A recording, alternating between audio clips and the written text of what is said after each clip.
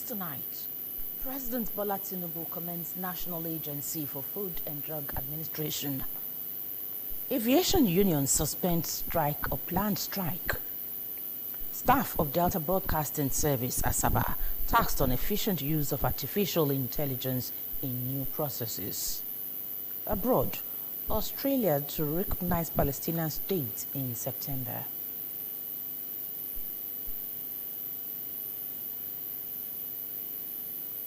Good evening and welcome to Delta Television News Tonight. I am Onome Iyarowe. You can also follow our news online on Facebook at Delta Broadcasting Service Asaba and on YouTube at Delta Broadcasting Service Asaba, or visit our website. President Bola Tinubu has commended the National Agency for Food and Drug Administration and Control, NAFDAC, on remaining the World Health Organization's WHO Maturity Level 3 ML3 status for regulation of medicines and vaccines. The WHO re-benchmarking exercise concluded from May 28 to 30, 2025, assessed NAFDAC against globally recognized standards for regulatory performances.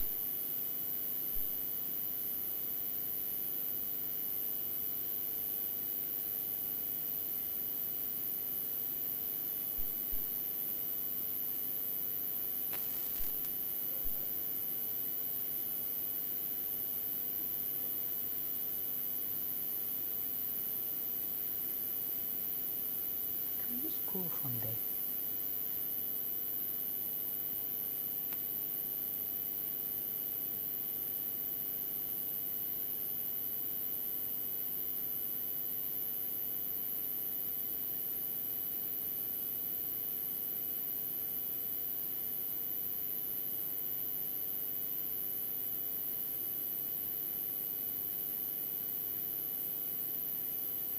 To ensure continued compliance. The latest evaluation followed a formal re-benchmarking in November 2024 and 5 institutional development plan IDP review meetings between February and April 2025 to assess progress on corrective actions. The President commended NAFDAC's management and staff for their professionalism, consistency, and dedication to safeguarding public health.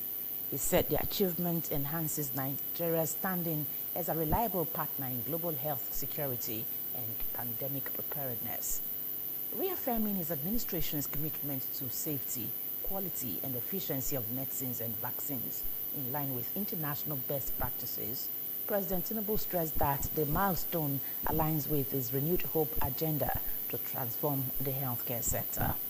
He highlighted ongoing initiatives to upgrade over 17,000 primary health centers nationwide, improve maternal care and diagnosis in undeserved areas, trained 120,000 frontline health workers, and doubled national health insurance coverage within 3 years. He also underscored the priority placed on promoting local production of healthcare products. President Tinubu pledged continued collaboration with credible partners, development agencies, and donors to boost the pharmaceutical sector, attract investment in health-related industries, and expand local manufacturing. Staff of the Department of News in Delta Broadcasting Service, DBS Asaba, have been tasked to up their game through self-development on the job in order to compete favorably with their peers around the globe, especially in a technologically driven world.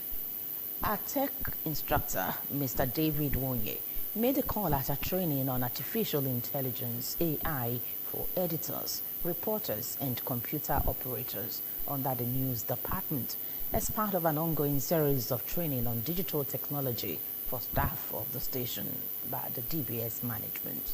Henry Usiayo completes the report. Mr. Mwonyi told the workers that artificial intelligence was transforming the way news was gathered, written, and delivered, making it essential for journalists to understand the tools shaping modern reporting. He explained that AI could take over some routine newsroom tasks and also assist reporters in editing, refining, and even generating content within editorial guidelines. The workshop introduced participants to AI tools such as ChatGPT, Grammarly, and Otter voice notes, with sessions covering practical applications and ethical considerations. The new staff thanked the station's management for the platform to upgrade their skills, saying that training will enhance their productivity and help them keep pace with the rapidly evolving technology-driven media landscape. I'm so grateful to the management of Delta Broadcasting Service for putting this together for us. Indeed, we have learned and we will still learn, and we are still learning. Well, this training is actually very apt because it's coming at a time where things are really changing, and as journalists, we need this training to help us upgrade in our style of reporting. It will make our job faster and time-saving, and also more clarity will be brought into the job. Currently in the fast-growing technology stage where AI have come to stay, it is better that we adopt it so that it leads to job improvement, both in editing, script writing, even to the aspect of reading. So with the invention of the artificial intelligence, it's making our job easier, it's making our job more effective and efficient. But this training opened my eyes to newer applications that are even better, like DeepSeek and Otter voice notes. Also taught me how these applications work. The tech instructor spoke on his expectations. Expect increase in speed of and the quality of the activities of news departments. So increase in efficiency, professionalism, the output and all of that in global standard. The event featured interactive discussions and hands-on demonstrations. Henry Usiayu reporting.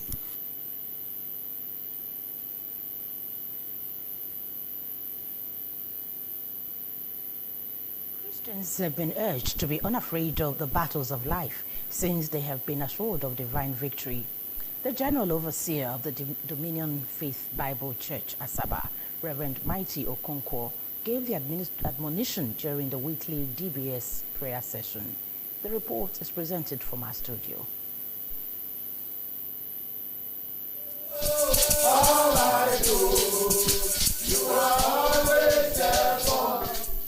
Citing the example of the biblical King David, who faced the Philistines' giant Goliath with full trust in God and was granted victory, Pastor Okonkwo encouraged Christians to rely on God to face every challenges of life.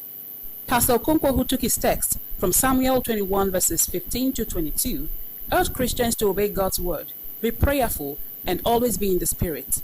He also encouraged them to be at peace with God so they could attract divine grace. I don't know what the conflicts will be, whether it's marital battles, financial battles, completing of projects, meeting targets, health battles, and so on. You will win them all. Amen. As you walk with God, you will triumph. Amen. Hallelujah. The prayer session ended with songs of praises and worship, led by the general manager of the station, Mrs. Christine Jobome Emetulu.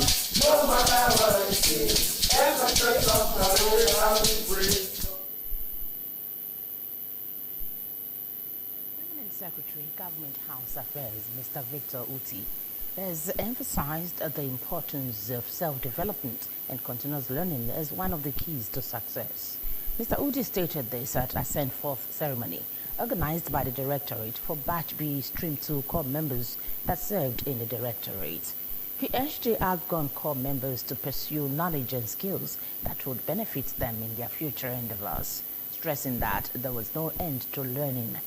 Mr. Uji, represented by the Director of Planning, Research and Statistics, Mrs. Tega Olowonwa, while congratulating the Corps members on their successful completion of the NYC program, called on them to strive for excellence in all aspects of their lives. Other speakers at the ceremony, including some staff of the Directorate, admonished the Corps members to be innovative and utilize the experiences they had gained during their service year, just as they were appreciated for their service to the state and the nation. Responding on behalf of the outgoing Corps members, Okechukwu Adeze expressed gratitude to the Permanent Secretary directors, and staff for making their stay worthwhile.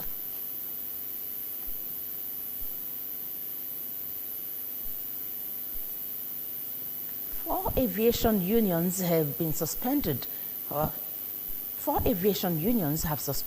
their planned strike over poor remuneration following progress in negotiations with the federal government.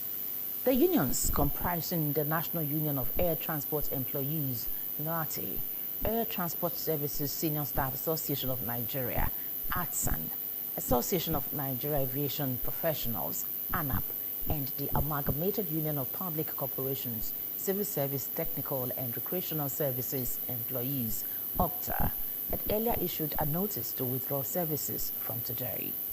In a joint statement, they said the decision to shelve the action was taken after the intervention of the Minister of Aviation and senior ministry officials and the release of a no objection letter from the Budget Office to the National Incomes, Salaries and Wages Commission.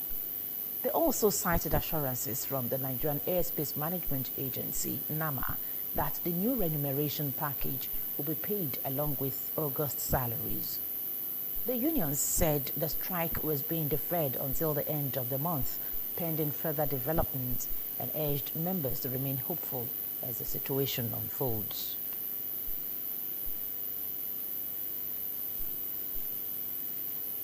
The Airline Operators of Nigeria has imposed a no-fly live ban on a female passenger, Comfort Emansin, who allegedly assaulted airline officials on an Ibom Air flight inbound Lagos from Uyo, the Akwa Ibom state capital.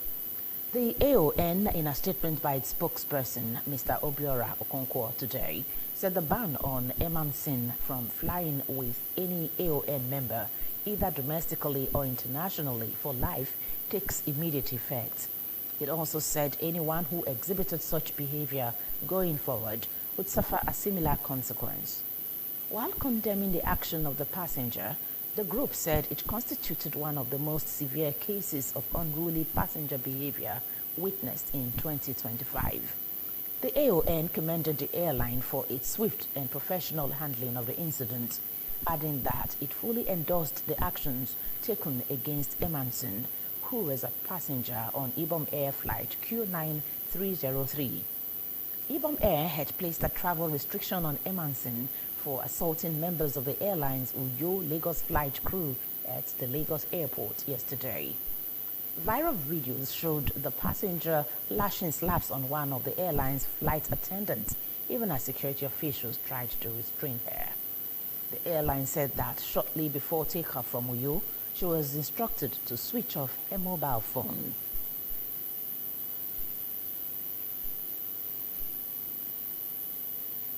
Nigeria has begun to experience a decline in Lassa fever cases, but the fatality rate remains high, according to a report by the Nigerian Center for Disease Control, NCDC. The center in the report stated that while the number of suspected and confirmed cases had increased compared to the same period in 2024, the case fatality rate, CFR, remained high. Specifically, the center said 145 deaths were reported with a CFR of 18.6% compared to 17.6% in 2024. The center said the decline in cases is a positive trend, but the persistent high fatality rate is a cause for concern among health experts. The NCDC reported that cases decreased from 11 in week 29 to 3 in week 30, which were recorded in Edo and Ondo states. The agency said that cumulatively, Nigeria has recorded 825 confirmed cases and 155 deaths across 21 states and 105 local government areas since the start of 2025. The report also showed that 89% of confirmed cases were concentrated in 5 states: Ondo 32%, Bauchi 23%, Edo 17%, Taraba 14%, and Ebonyi 3%. The center said that the most affected age group was between 21 and 30 years, with a male to female ratio of 1 to 0.8. The NCDC noted that while suspected and confirmed cases have decreased compared to last year, challenges persist, including late presentation at healthcare facilities, high treatment costs, poor environmental sanitation, and limited public awareness in high-burden communities. It stated that response activities in the week included clinical management training, risk communication campaigns, rodent control program, distribution of thermometers for contact monitoring, and the deployment of rapid response teams to affected states.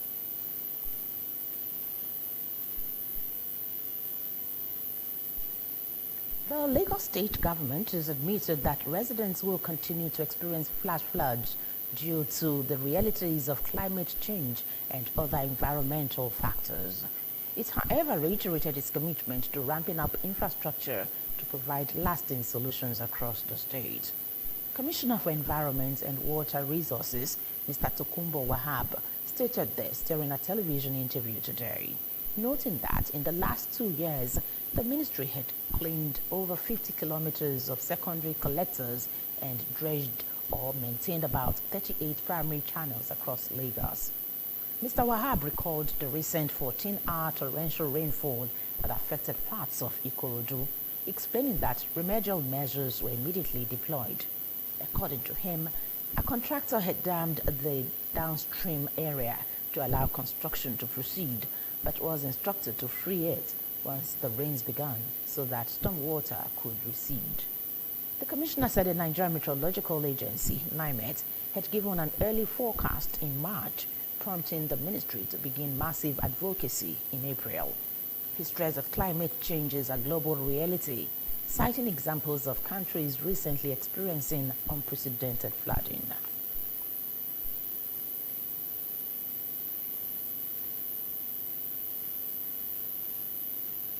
The Nigeria Customs Service, NCS, has intercepted 16 containers loaded with prohibited items, including firearms, ammunition, military gear, and fake drugs worth 10 billion naira at the Lagos Port Complex, LPC, Apapa.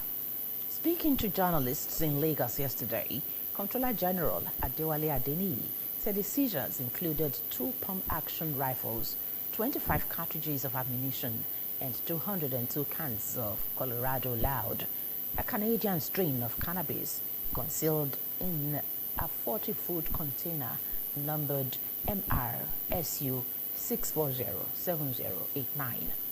He revealed that the container was consigned to one Mr. Babatunde Ogidiolu of a Lagos address. Mr. Adeniyi explained that the container had initially been cleared as clean, but a secondary search by joint security agencies uncovered the illicit cargo. Each can of Colorado Loud weighed 500 grams, making a total haul of 101 kilograms, about the equivalent of 2 bags of cement. He added that intelligence reports indicated other contraband could be hidden inside the seized containers, prompting directives for full scanning to expose all concealed items.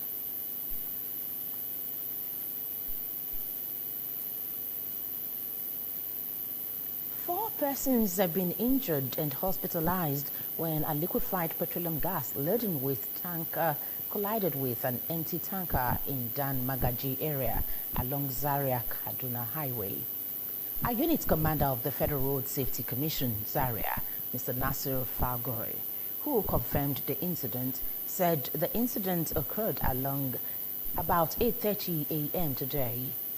Mr. Falgore stated that upon receiving the prompt response from the service, it was discovered that one of the trucks was loaded with LPG, while the other trailer tanker was empty. He, however, debunked the involvement of a Golf or any other car in the accident.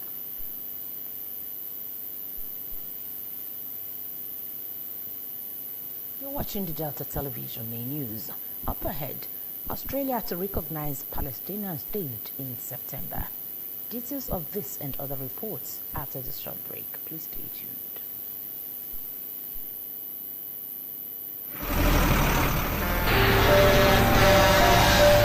If tanker wey carry fuel fall or pipe wey carry fuel for underground burst, wetin you go do? You go begin bail fuel put for your bucket, or you go run comot far far for where the fire go soon come. Na only small time you get to take this wise decision. Waka comot, no, that one no dey enough. Shift, no, that one no dey enough. Stay there dey gist and take pictures with your phone. That na madness. Run, yes, run comot. Yes, your life depend on wetin you do. The fire go come at once and you no go fit control am. Why? Petrol dey catch fire easily. Why? Na just small spark go start big fire. So no stay there dey think. Run comot quick to save your life. No throway your life away because of say you wan pack petrol. Take this advice. This informate na from Public Enlightenment Office, Delta Broadcasting Service, Asaba.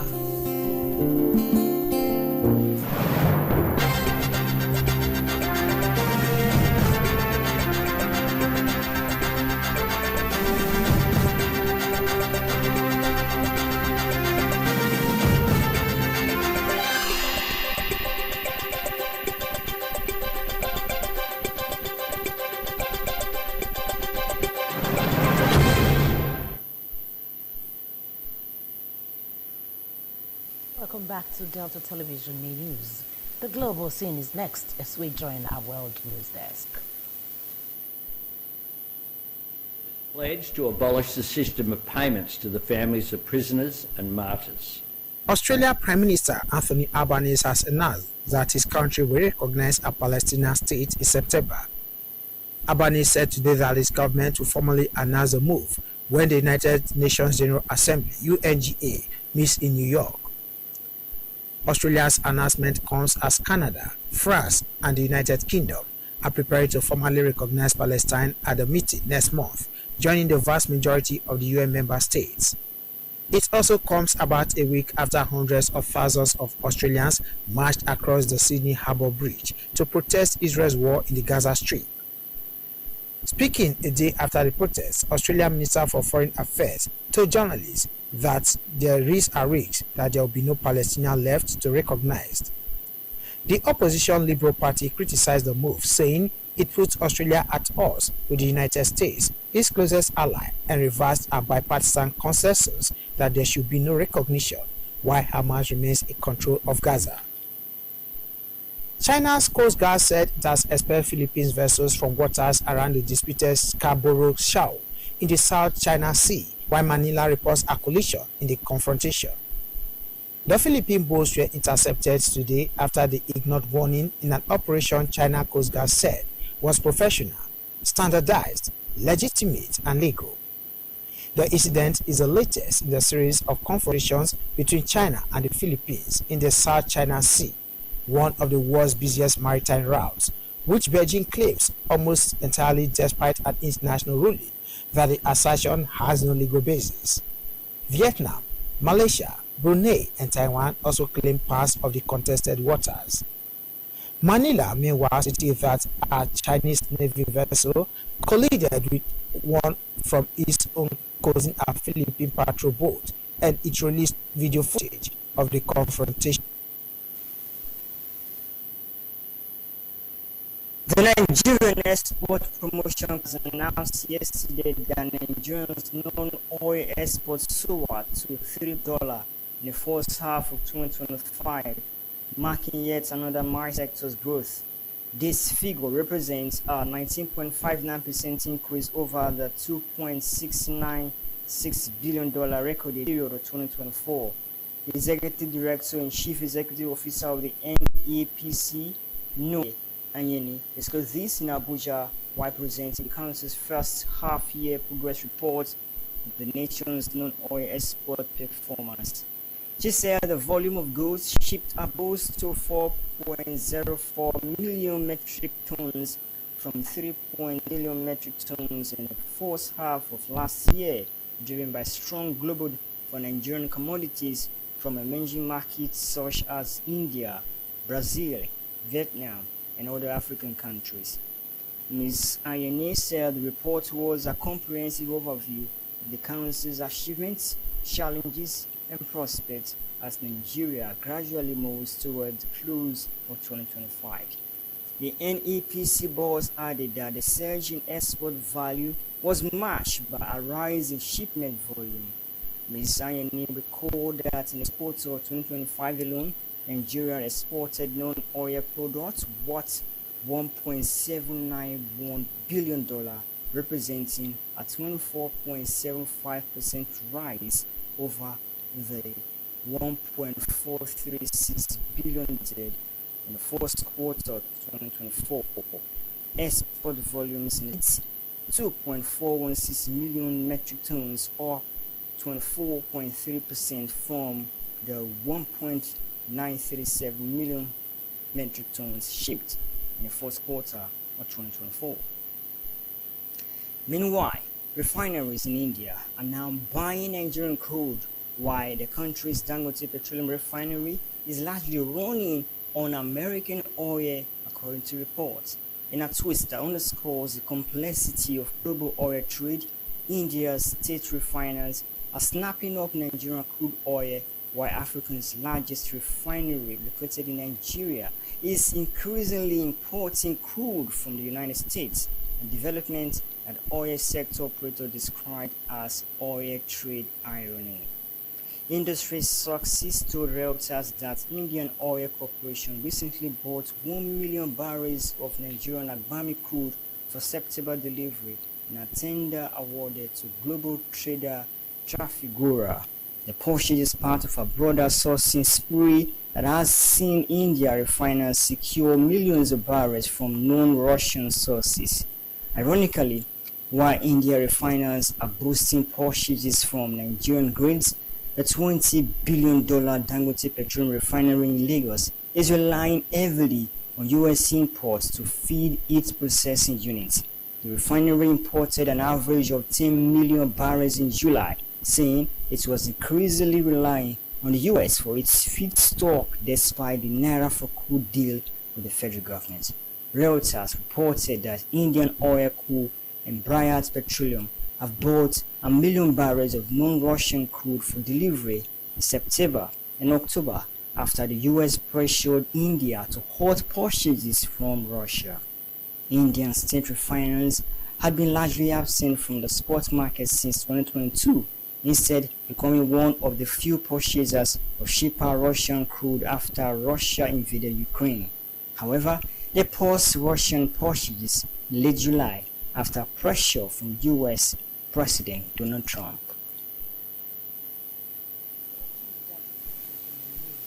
Coming up next is sports news with Henry Siayo. Please stay tuned.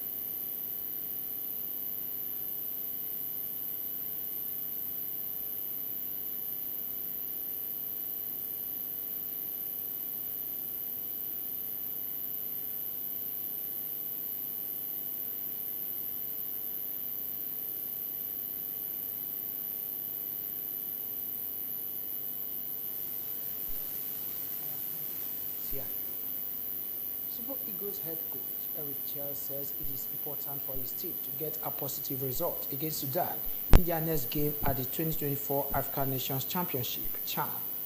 The Super Eagles started their campaign at the competition on a losing note, going down 1-0 to defending champion Senegal last week Tuesday. Nigeria must avoid defeat against the Sudanese to have any chance of progressing into the knockout round.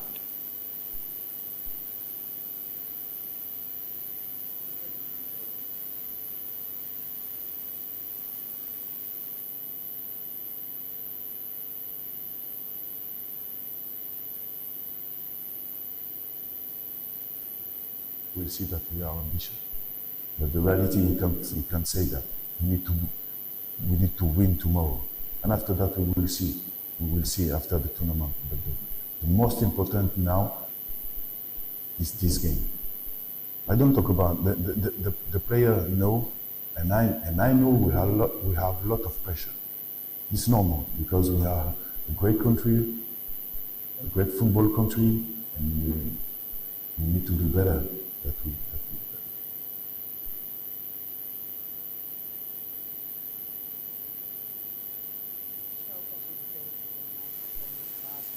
Citing the likes of Sudan, South Africa, and Morocco are also dominated by players from the best clubs in their respective countries. Tomorrow's encounter will be played at the Amman Stadium, Zanzibar. Meanwhile, Eric Chell has confirmed that Abdulrafiu Taiwo is fit for the game. Taiwo sustained a minor injury in Nigeria's opening fixture against Senegal. The left back was replaced in the second half by Harrison Uzondo. First choice goalkeeper Ani Ozoemena, who missed the clash with the defending champions with a knee problem, is however yet to recover fully from his injury and has been ruled out for the game. The encounter will kick off at 6 p.m. Nigeria time.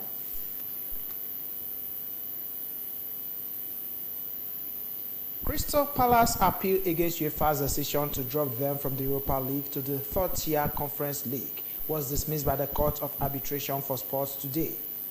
UEFA demoted Palace while allowing Olympique Lyon to play in the Europa League as at the time of assessment on March 1st. The Eagle Football Group were majority owners of Lyon, while their chairman, John Textor, owned a controlling stake in Palace.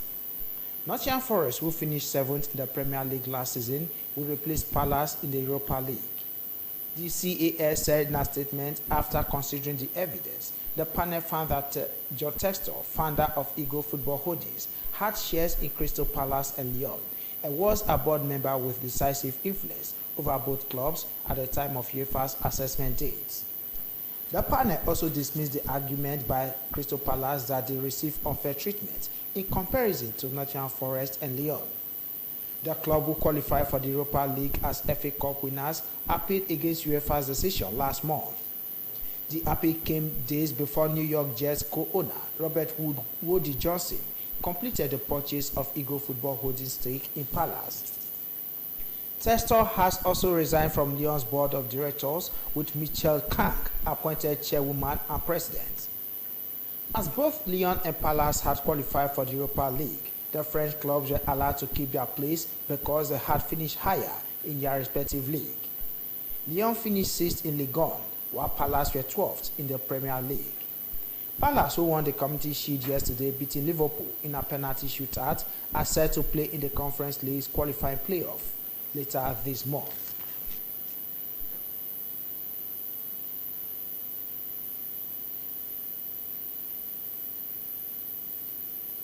And that ends the sports news. Back to Onome Yarwe for the rest of this bulletin.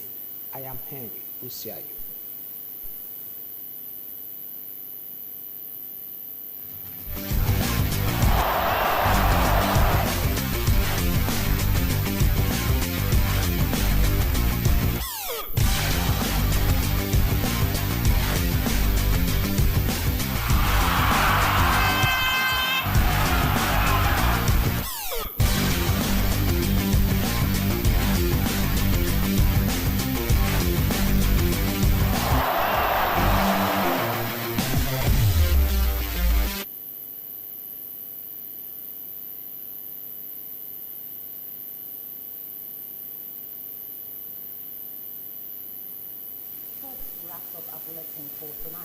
Just before we go, here is a thought for the day.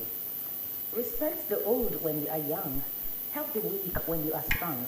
Confess when you are wrong, because one day you will be old, weak, and wrong.